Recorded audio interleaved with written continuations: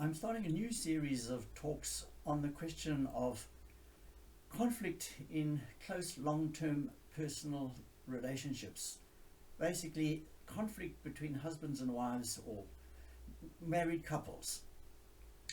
And this is inevitable because, as we all know, people have different priorities, goals, and tendencies, personality characteristics, and this will inevitably lead to a certain amount of conflict, and from time to time conflict becomes rather overwhelming. We can solve our differences and disagreements in most circumstances, but occasionally it gets into a knot. I am now going to explain some of the factors involved in conflict and how we can resolve these conflicts with the right insight. And I'm going to rely to a large extent on a book that I wrote on this topic. And I'll be reading from this book from time to time because it's a lot easier to find the right words when I read the words that I spent quite a bit of time writing, pondering and editing. So excuse me when I start reading, because I think this is the best way to get the message across. Now, to start off with, I'm just going to point out that surveys in the United States show that approximately 20% of married couples are not sexually active, and almost 40% of husbands typically complain about infrequent sexual activity. Now, although sexual erectile dysfunction may be the cause of older men, this survey, that's a minor part of the problem. This survey is a random survey across the board, so it's probably quite typical of the situation where married couples are in conflict and they agree to settle for a cold, strained relationship. Now, many people point out that men mistakenly assume that their wives or partners generally feel, think and act the way they themselves do, and vice versa. However, we need to understand the differences, and these are fairly important. So, for example,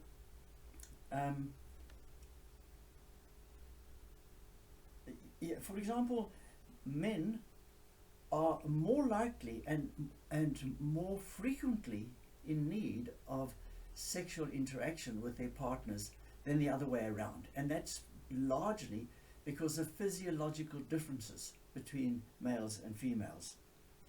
Now, some couples might quite quickly settle into their marriage during the first year or two and find the relationship quite congenial while each party is still putting their best foot forward, and they eagerly work at making good impressions of themselves and compromising. But after many years of close interaction, we become accustomed to the way things are working and what we expect from the other person. As we get to know the person in the way they really are, the idealism of the first stages of our relationship gives way to reality.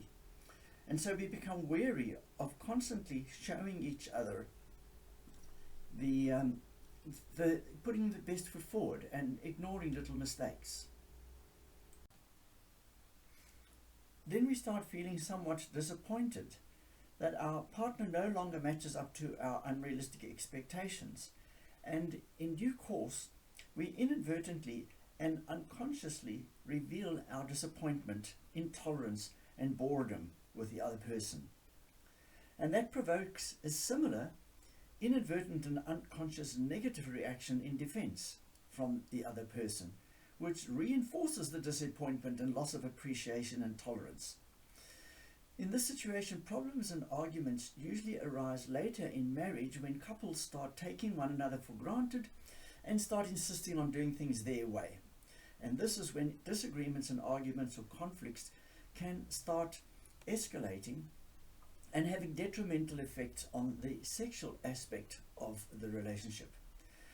When faced with adversity or crisis, couples in this situation might easily blame the other person in part or in whole for the adversity or crisis they could feel that could have been avoided if the person they blame had not done what they did or had shown better judgment to prevent the problem.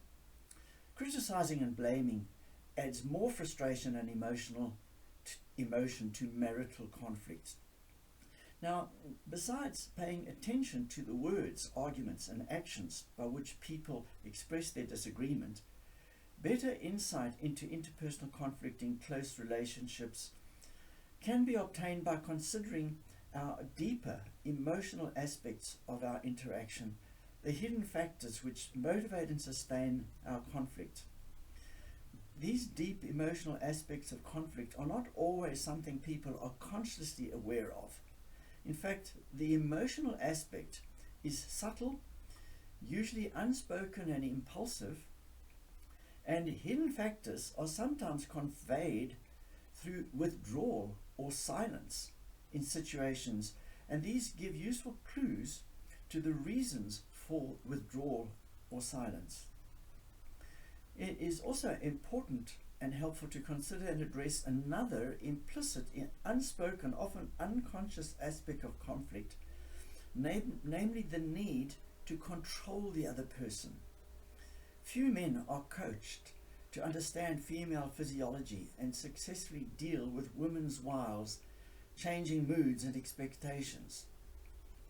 This is often the root cause of dissatisfaction over the sexual aspect of their relationship, and therefore it's important to understand the cause and reveal hidden motives of such conflict and consider possible mutually agreeable solutions, because emotional conflict is the first is one of the major factors which interfere with the sexual aspect, the sexual interaction in the relationship. So there is a feedback loop which aggravates the situation. First the conflict, then the emotions that are added, and then the emotions disrupt sexual interaction, and that just aggravates the whole situation, and so it spirals out of control. And in the next video that I record, I will go into that in more detail. But for listeners who want to read ahead and find out more, I will put a link to the book I wrote, which is available in Kindle version and print on Amazon Books. So if you want to follow this series, subscribe, and I'll be back with more every day.